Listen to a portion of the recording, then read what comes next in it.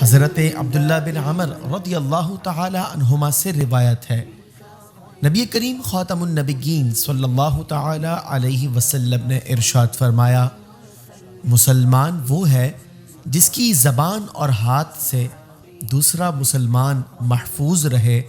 اور مہاجر وہ ہے جو ان باتوں کو چھوڑ دے جن سے اللہ تعالی نے منع فرمایا ہے۔ حدیث پاک میں زبان اور ہاتھوں کا خصوصیت کے ساتھ ذکر کیا گیا کہ دیگر اعضاء کے مقابلے میں اذیت ان سے زیادہ دی جاتی ہے، اور زبان کو پھر ہاتھ پر مقدم کیا۔ وجہ یہ ہے کہ اس کی ایذا ہاتھ کے مقابلے میں مزید سخت ہے۔ کہا جاتا ہے کہ تلوار کا کانٹا تو پھر درست ہو جاتا ہے، لیکن زبان کے کچھ زخم اتنے گہرے ہوتے ہیں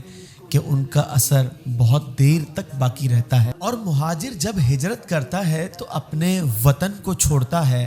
لیکن ہجرت میں اصل یہ ہے